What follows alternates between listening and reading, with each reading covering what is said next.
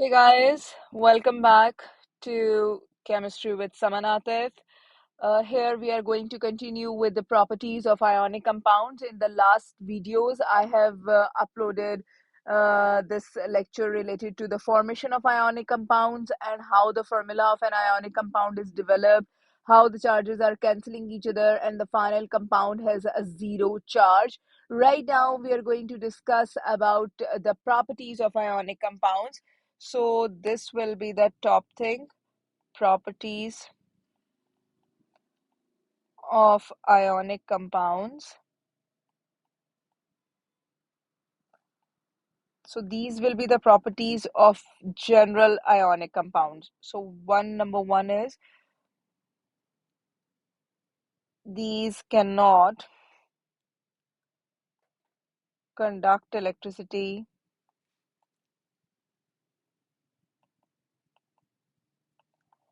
in the solid state as positively and negatively charged ions are compactly packed. Okay, ionic compounds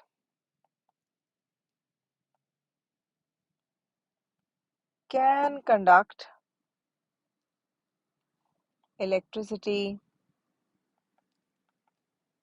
both in molten state and in solution form, as in both cases ions are free to move. In case of solution, when ionic compound is added to water, solution of ionic compound is formed. Na? So in case of solution, the ionic lattice is broken and positively charged ions and negatively charged ions are surrounded by water molecules. So hence it can conduct electricity. There is a specific type of bonding between molecules of water and these ions, which we will discuss with you in the later classes. But right now I am telling it to you that in case of a solution, the ions are free to move. In case of the molten state, as heat is provided, so this heat is breaking the forces of attractions among the positively charged ions and negatively charged ions. There is a specific word which you people should know, that electrostatic, this is a specific type of forces which are existing, which are present between positively charged ions and negatively charged ions. So the word of electrostatic, you are going to take it in ionic bonding and in case of metallic bonding as well. I will teach you the details of metallic bonding, but right now I'm just telling you that you will say that, for example, in NaCl, examiner is asking why sodium chloride has a melting point of let's say sodium chloride has a melting point of 801 degrees Celsius. Why, for example? So you can say this thing that sodium is a metal, and examiner is telling you sometimes in this, sometimes in a paper, that sodium is a metal and it has a melting point of 98 degrees Celsius, whereas chlorine is a gas, so it has a very low boiling point value. Why NaCl is an ionic compound has a melting point value of 801 degrees Celsius? So the answer is that it is formed by electrostatic force of attractions between positively charged sodium ions and negatively charged chloride ions.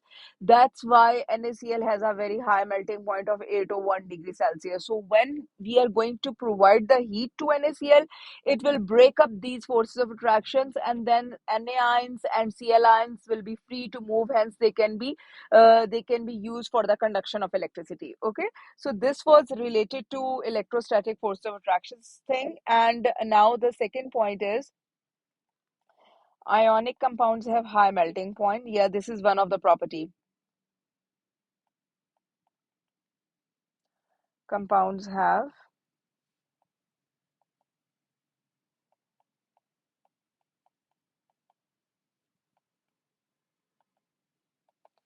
Number three, you may say they are soluble in water. Some of the ionic compounds, for example, AgCl, for example, HgCl2, for example, PbSO4, etc., they are very, very less soluble. No doubt, we are not considering them. We should not say them that they are 100% insoluble, but they are very, very less soluble. So when we will teach you the solubility table of the compounds, over there we will say this thing that this is soluble except this. So these will be considered as insoluble ionic compounds. Most of the, I should write here most, okay, so that the confusion may be removed. Most of the ionic compounds are soluble in water. All right, you may say most of the ionic compounds are soluble in water except few.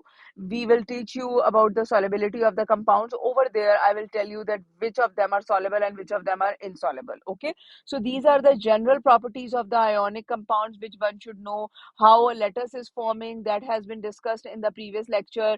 How a compound is forming, I mean to say the formula unit of an ionic compound is forming, that has been discussed in the previous lecture.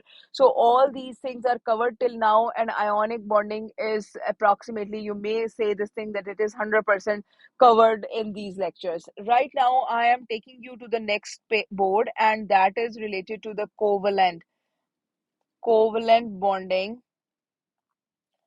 It is a sharing based bonding. Let's recall, in a case of ionic bonding, I have told you that ionic bonding is also called as electrovalent bonding, in which electrons were transferred. Here, in this case of covalent bonding, we must say this thing that it is a sharing based bonding. Sharing based bonding. Okay.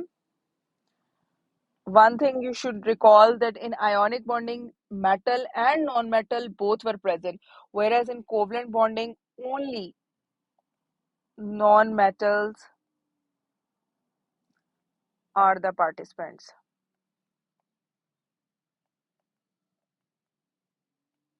Okay, and sharing is based upon two things, two factors. Number one, demand. Sharing depends upon demand.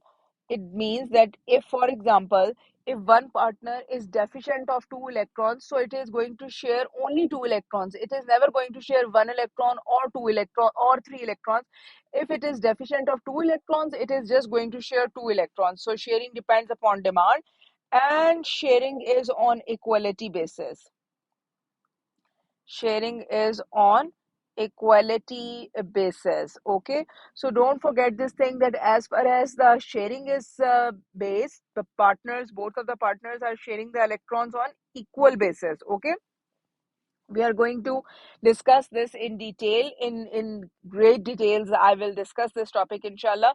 Okay, let's move on to the next page. For example, you should know this thing that bonding ionic bonding has created ionic compounds. Okay, ionic compounds, whereas covalent bonding will originate molecules.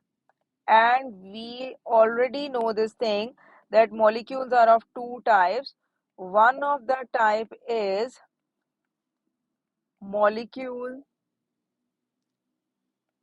of elements,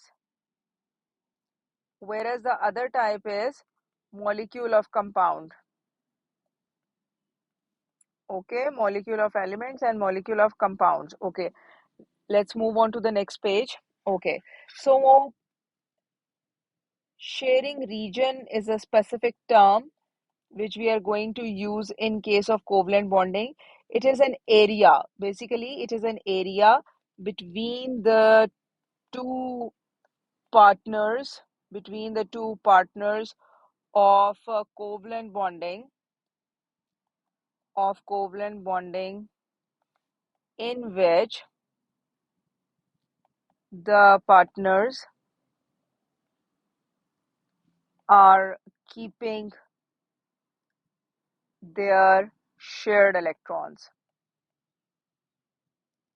Okay, their shared electrons, the partners are keeping their shared electrons between them, so that between them area is called as sharing region. All right, now basically there are three types of the covalent bonds. Okay, so here I am writing types of covalent bond.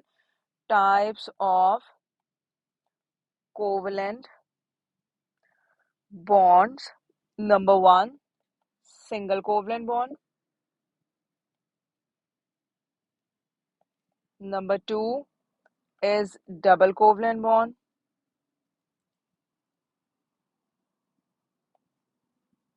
And number three is triple covalent bond.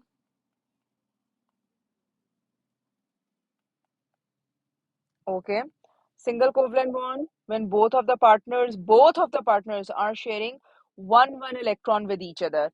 Double covalent bond, when both of the partners are sharing two electrons with each other. And triple covalent bond, when both of the partners are sharing three electrons with each other.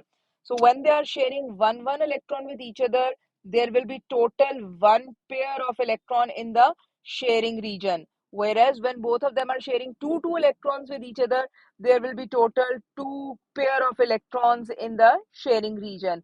And when they are sharing three electrons with each other, there will be total three pair of electrons. Okay, so don't forget that three pair, two pair, what is the meaning of that and how they are going to be produced. Okay, how is a long story, no doubt, I agree, and I am going to discuss this in detail, but till now I am going to explain you only this. Inshallah, in the next lecture I'm going to continue with the thing that how we are going to make the covalent bonding from the different non-metals. All right. Thank you very much, guys. Take care.